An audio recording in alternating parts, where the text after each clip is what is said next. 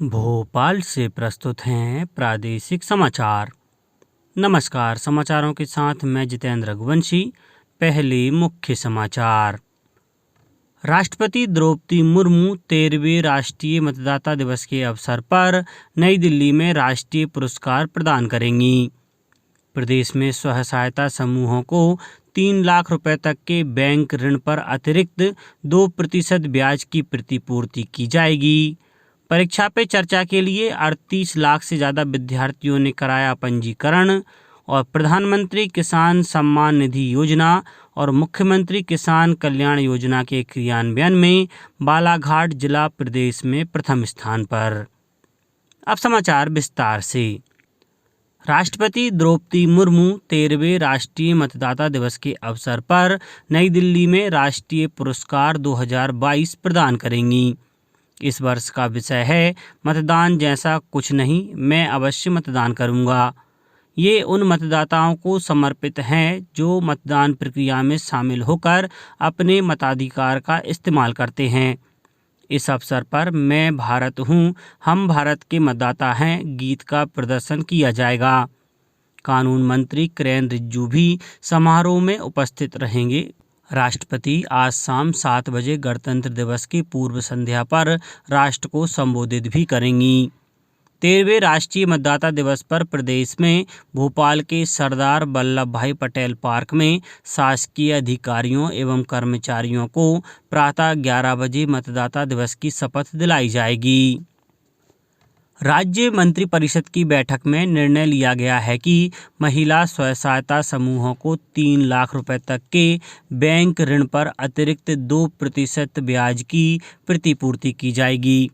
मुख्यमंत्री शिवराज सिंह चौहान की अध्यक्षता में हुई बैठक में मंत्रिपरिषद द्वारा प्रदेश में महत्वपूर्ण सड़क निर्माण कार्यों के लिए 594 करोड़ रुपए से अधिक की प्रशासकीय स्वीकृति दी गई। मंत्रिपरिषद ने प्रदेश में शहरी क्षेत्र की अधोसंरचना और अन्य विकास कार्यों के लिए मुख्यमंत्री नगरीय क्षेत्र अधोसंरचना निर्माण योजना के अंतर्गत 2 वर्षों के लिए 800 करोड़ रुपए की स्वीकृति दिए जाने एवं आवश्यक बजट प्रावधान किए जाने का निर्णय लिया गया।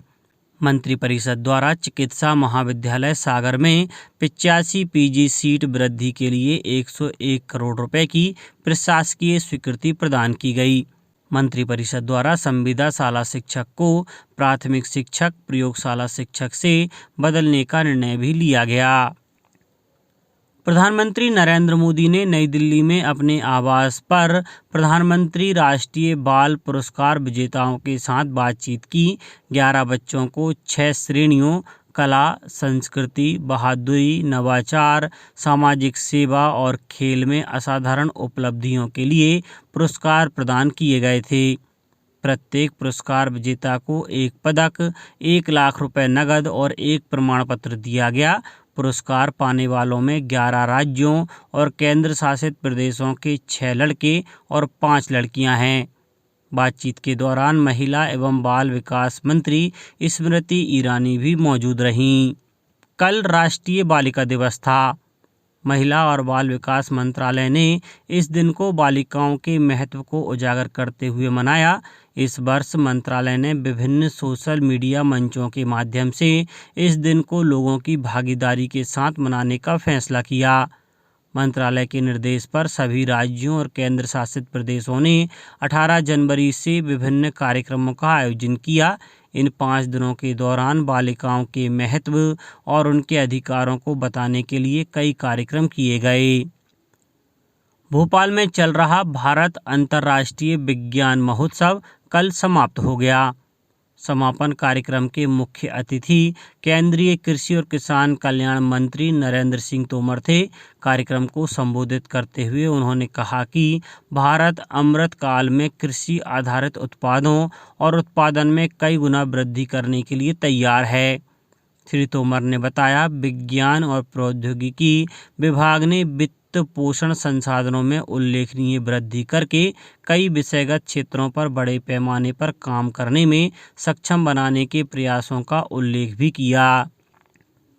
इस वर्ष परीक्षा पे चर्चा के लिए 38 लाख से ज़्यादा विद्यार्थियों ने पंजीकरण कराया है, जो पिछले वर्ष की तुलना में 50% अधिक है। पिछले वर्ष लगभग 15,50,000 विद्यार्थियों ने पंजीकरण कराया था।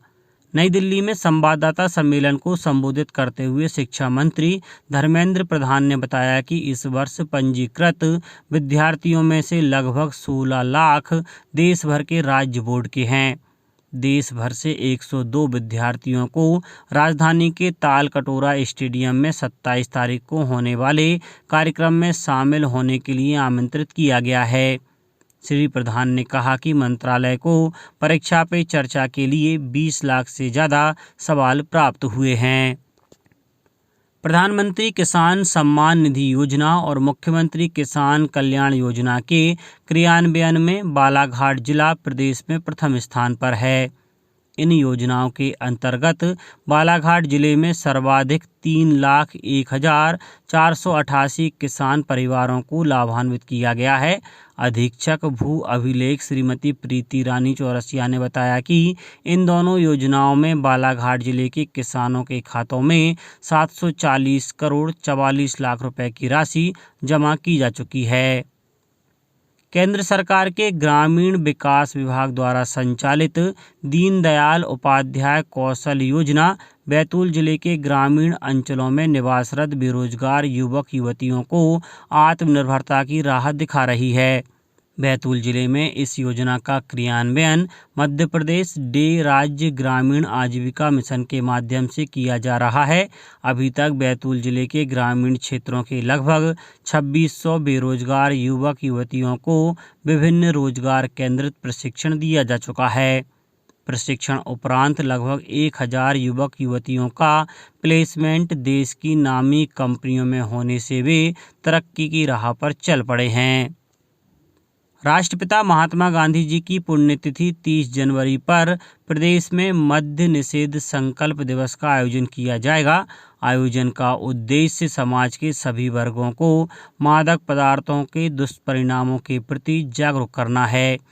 सामाजिक न्याय एवं दिव्यांगजन सशक्तिकरण आयुक्त डॉक्टर ई रमेश कुमार ने बताया कि नशा मुक्ति का वातावरण करने के उद्देश्य से सेमिनार, वर्कशॉप, रैली, प्रदर्शनी, वाद विवाद, निबंध लेखन जैसे विभिन्न कार्यक्रम होंगे।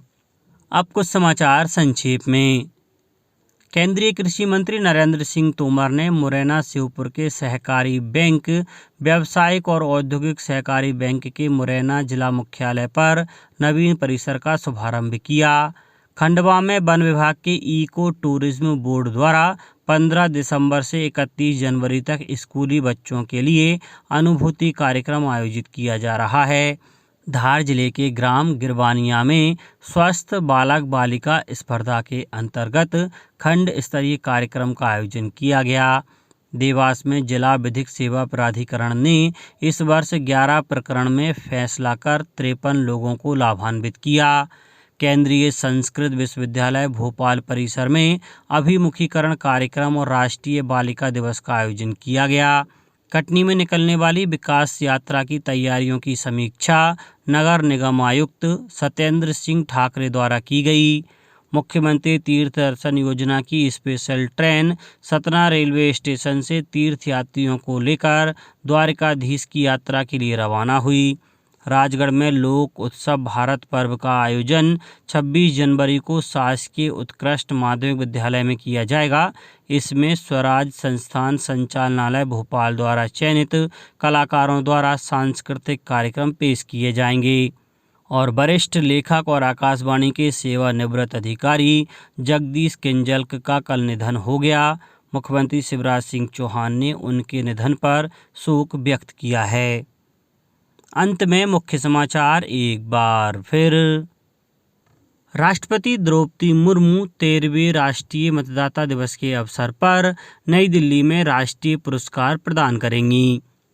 प्रदेश में स्वयं सहायता समूहों को 3 लाख रुपए तक के बैंक ऋण पर अतिरिक्त 2% ब्याज की प्रतिपूर्ति की जाएगी। परीक्षा पे चर्चा के लिए 38 लाख से ज़्यादा विद्यार्थियों ने कराया पंजीकरण। और प्रधानमंत्री किसान सम्मान निधि योजना और मुख्यमंत्री किसान कल्याण योजना के क्रियान्वयन में बालाघाट जिला प्रदेश में प्रथम स्थान पर।